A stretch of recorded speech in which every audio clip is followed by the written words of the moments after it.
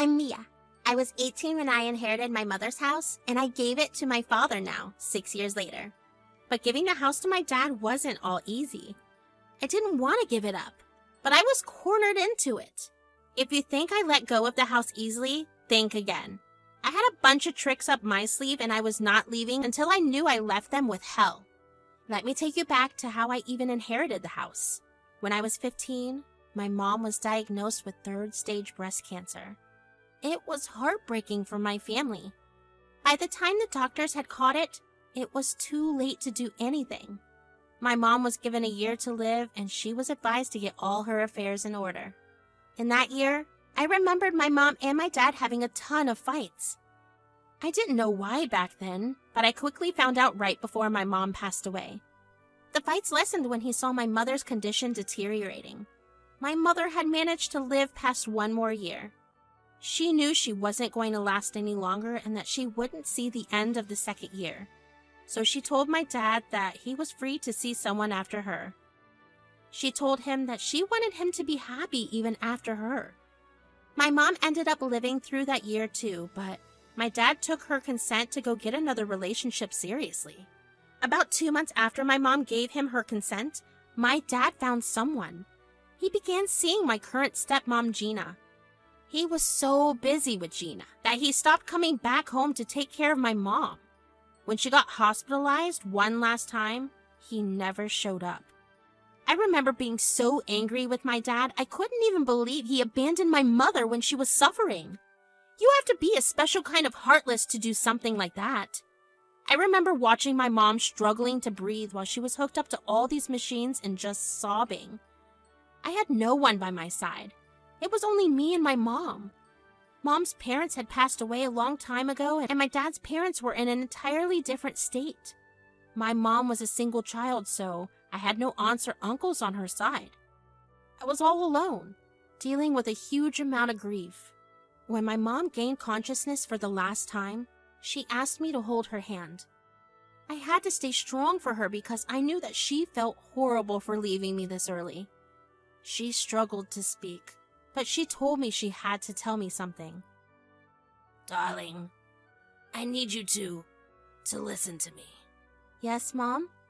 Remember how Dad and I have been fighting a lot since I got diagnosed? Yeah? I'm so sorry Dad's being such an ass. You deserve better. I know I do. That's why I have you, darling. Your father and we've been having issues. For a while. There was just the straw that broke the camel's back. Mom, trying really hard not to cry right now. You can't say these things to me while I'm trying to be strong for you. Don't try to be strong. You already are. But I need you to hear what I want to say. Yes, okay. Please, tell me. Your dad is angry that I'm giving you the house. You know, our house was in my family for 3 generations. I wanted to go to you, darling. Oh, Mom, you didn't have to. No, sweetie. I had to. I wanted to.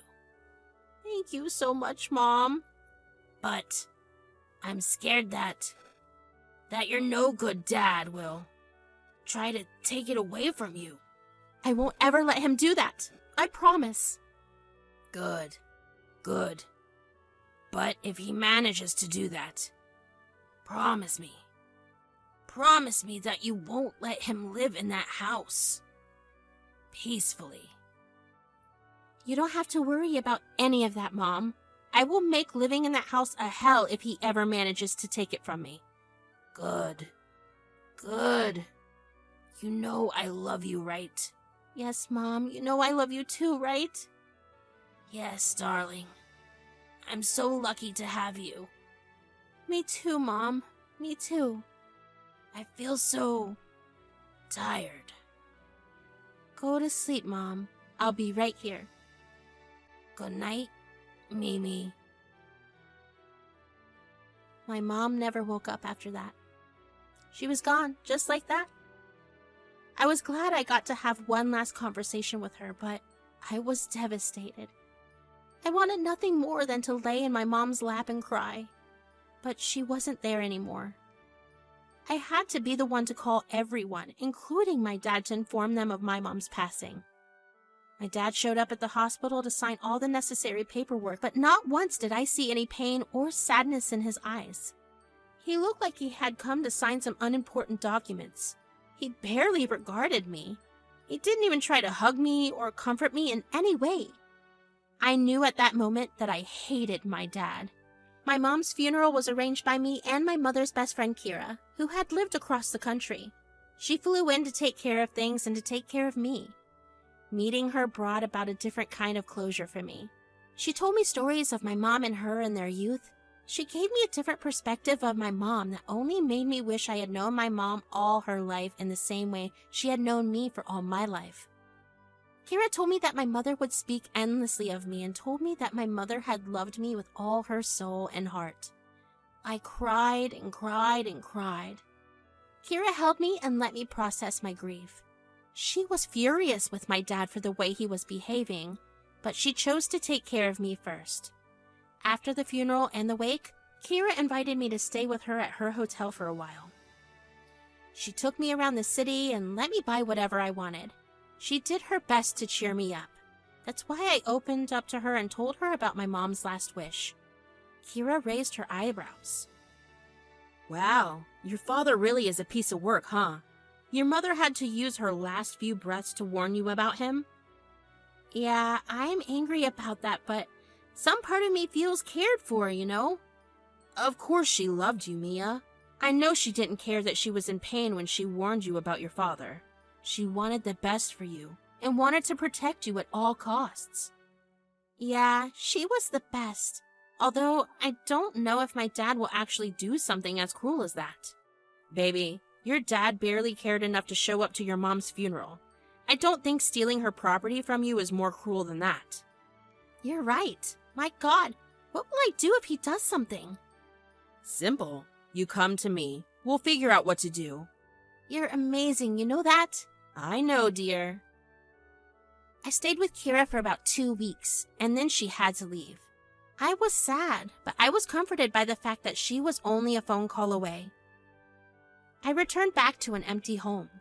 My dad hadn't come back since my mom passed. He chose to stay with his girlfriend instead. I honestly didn't mind that. I stayed at home alone for a couple of months. I worked a part-time job, and that allowed me to pay all the bills along with my expenses. I made sure I attended school and kept my grades up. I knew that going to a good college wouldn't happen, considering I didn't have any savings to pay for it. My grades weren't high enough to get me a good scholarship, and my dad didn't have that kind of money either, because my mom treatments had drained everything. Kira helped me out a lot by paying for me to attend community college, which helped me out a lot. About 6 months after my mom passed away and a month after I turned 18, I legally fully inherited the house. Since the house was part of my mom's family for generations, there was no mortgage to pay. And my state didn't have an inheritance tax. All I had to pay for was utilities. I was happy, but that happiness was short-lived. My dad showed up at the door with a very pregnant Gina. I have to be honest and say that the sight of him made me very angry. Seeing that it only took him a couple of months to get his girlfriend pregnant was even more enraging. I hated it. I wanted to slam the door in his face, but I didn't. I was curious to see why he had suddenly come back. Why are you here? This is very awkward, but, Gina's pregnant. Yeah, I can see that. And, our place is really small. We don't have enough money for a new place, and we were wondering if we could stay here. You're kidding, right? You abandoned Mom and me as soon as she said you could find someone else, and now you've come back when you have nothing? Do you even know how messed up that is? I know, Mia. I messed up big time. I was dealing with a lot back then. I know it doesn't seem like it, but losing your mother took a huge toll on me too. Yeah, and that's why you ran off with the first woman you found? Mia, that's none of your business. Tell me how it's not my business, Dad. I was alone with Mom during her last few months alive. I was the one that cried myself to sleep every night. I was the one next to her as she breathed her last breath. You barely even showed up to the funeral on time. I get it. I made a huge mistake with how I coped with things. But you can't take this anger out on Gina. Why? Did she not know that you were married and that your wife was dying when you got together? No, she knew. But she helped me out with a lot during that time. She helped me cope, and even though it hurt to lose your mother, I knew that I could return home to someone who loved me. Right. Because your daughter was not enough of a reason to come back? Look, I'll apologize as many times as it takes, but please, I'm begging you, please let us live with you. I want to make things right with you, and I promise that I'll work hard to do that every single day. I don't know. Could you give me some time to think about it? Yeah, of course. I was upset that my dad only came back because he needed something from me. But at the same time, I was a child. As a child who had somehow lost both parents at one time. I didn't care that my dad would come with an extension of Gina and another child. I wanted to see if my dad would actually change if I let him in. I ignored every instinct that told me to talk to Kira.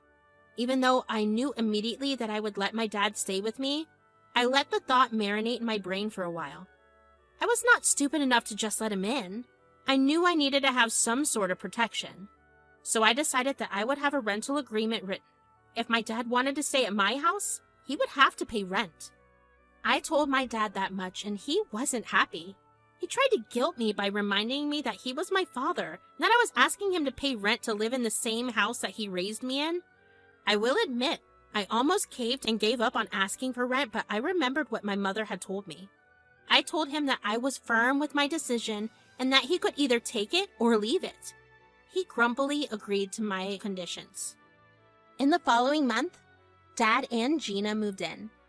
It was not an easy transition for me because I had gotten so used to living alone that the noise of other people in the house kind of unnerved me. But I quickly got used to that. What I didn't get used to was Gina's almost villainous behavior. It was honestly something out of a folktale. Gina was your classic evil stepmother who had put on a nice face when Dad was around. When Dad wasn't around, she would yell at me for the smallest mistakes, like accidentally cooking something for too long or leaving a light switch on after leaving the room. It was okay at first, but over time, she began insulting me when I made these small mistakes. And that was not okay. So I brought it up with my dad. Your girlfriend keeps yelling and insulting me for the tiniest of things, and that's not okay. Oh, that's just how she is. I don't really care. You guys are living under my roof, and I would appreciate it if you gave me the respect I deserve. Especially your wife. She's no one to me, and that's even less of a right she has to try and talk to me that way. You can't say that. That's so mean. Yeah, try telling Gina that next time. I don't like being treated like I'm stupid in my own house. Just cut her a little slack, okay? She's really pregnant and her hormones are going crazy right now. Again, I don't care. Talk to her about it or I'm throwing you guys out. This is exactly why I fought with your mother about this house. You're an ungrateful brat, and I wish she hadn't left the house to you. You can leave if you want to. I'm not forcing you to stay here. You're the one who's homeless with a baby on the way. Whatever, I'll talk to Gina. Just don't agitate her too much and she won't be an ass. Dad's comment about me being an ungrateful brat stung. But I knew he wasn't right. If he knew how furious my mom would have been with my decision to let him and his new girlfriend stay with me, he would never have called me that. But whatever he said to Gina worked, because suddenly she was the nicest person. I guess the pregnancy hormones weren't that bad. Anyways, she gave birth after a couple of months to a boy. I didn't care much about the fact that I had a half-brother because I felt no connection to his parents. But I respected them enough to give them some privacy. When Gina returned from the hospital, I let the three of them have the house for an entire week while I stayed with a friend. After that, things got interesting. Watching my father parent his new kid made me feel kind of weird. It brought back all of my memories from childhood. I had looked up to him so much, and the thought of our relationship at that moment made me feel really sad. I guess he must have also remembered what raising me was like because he got a lot more softer with me. It was weird at first, but I quickly grew to love it. I missed my dad. I missed the way he cracked these super lame jokes that always made me laugh.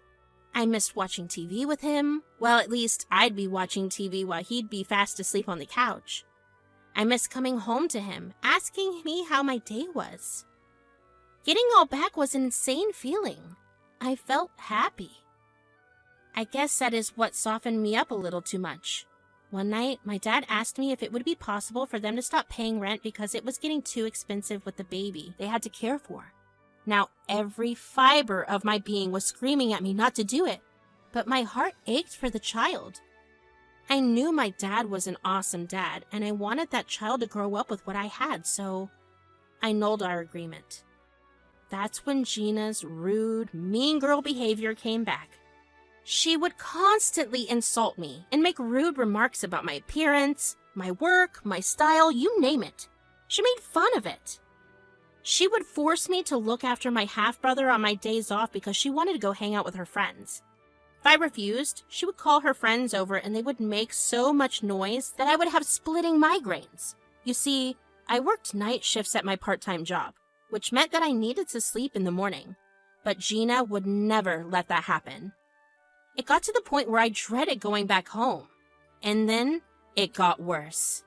Gina managed to get a hold of a bunch of my mom's things, including this necklace that she bought to give me on my 21st birthday. I was saving it so I could wear it then. Gina threatened me with it. Gina, those things are not yours. Give it back. I know they're not mine. I also know how much these things mean to you. What do you want? I want something really small. Great. What is it? This house, in your dad's name. Are you crazy? I would never do that. Just like those things you have, this house was also my mom's, which she gave to me. Does Dad even know that you're asking for this? You have to choose between one of them. You can't have it all. Of course he knows. He approved of my plan in the first place. You're a monster. What have I ever done to you for you to treat me this way? You stole your dad's share, and you live happily without any guilt about it. You don't even know about the nights your dad has spent awake, worrying how to pay off the bills. Not once did you approach him and ask him to come back and stay with you. Why should I have been the one to do that? He was my father. He should have come to me, not the other way around. He had no problem doing it when you were in need. I don't want to keep talking about this. Make your decision. I'm leaving you a week, or these things are getting burnt. I was a mess. I mean, my mom guessed correctly that my dad would try to take the house from me. But for it to happen this way, I was panicking. I called Kira up and told her about everything that had happened. She was not happy with my decision to let them stay with me and then also nullified the agreement. But she still comforted me and told me not to worry about anything. She told me that she would help me find a new place to stay, and until then, I could stay with a friend. I thanked her profusely, but she also reminded me to do what my mom had made me promise to do. Suddenly, I wasn't that sad about my situation. I had full creativity to do whatever I wanted to make them suffer. So, I started researching how I would give my dad the house. After a little research, I realized that by transferring the house to my dad's name, he'd have to pay a huge amount of tax, especially because the house's value had gone up in the decades that it had been in my mom's family. So I applied for the transfer of the names, and needless to say, Dad and Gina were thrilled. I knew that after transferring the house into my dad's name, I would be kicked out. And that was quickly proved when I overheard Gina telling my dad that she planned to throw me out a week after I transferred the house to his name. So I started doing things to inconvenience them. I bought a ton of glitter and made sure to pour it everywhere in the house except for the baby's nursery. I put it in their bed, in their wardrobes and drawers. I even put some in their hair dryers and the electrical appliances. Now those would stop working, and they'd have to pay more for that. Then, through some of my connections, I managed to get a hold of some rats, which I released into the basement of the house. Now, they would also have a rat infestation to deal with. Lastly, I went around our neighborhood and talked with our neighbors. I casually slipped them the information about what Dad and Gina were doing to me. They were disgusted and appalled by what Dad and Gina did, and I knew that Dad and Gina would be ostracized by the neighborhood. When the paperwork was complete, Gina came up to me with my mom's things and told me I had a week to leave. I happily packed up all my bags and left. True to her word, Kira helped me get a place of my own, and I ended up finding a better job with better pay. I was finally living the life my mom had wanted for me all along. I was sad that I was not in the place that she left for me, but something was better than nothing. About 2 weeks after I left, though, Gina called me screaming. "You witch! What did you do?" "What do you mean?" "Don't even try acting! You ruined our house! You ruined our reputation!" Oh, I also ruined your bank balance." "What? What do you mean?" "I transferred the name of the house to your name. You might want to take a look at that amount of property tax you'll need to pay." "You're heartless! How could you do this? I knew I should have burned those things instead of giving them back." "Look, I was nice enough to open my home to you, but then you and my spineless dad took advantage of my kindness. Now deal with the consequences. Goodbye." Now, that was years ago. Last I heard, they couldn't afford to keep living in that house, and they had so much debt that they had to sell the house so they could start fresh. I don't know where they are right now, nor do I care. I have since graduated college, and I work at this great place that pays me really well. I wear the necklace my mom bought for me proudly as a reminder that I have completed my mom's last ever wish.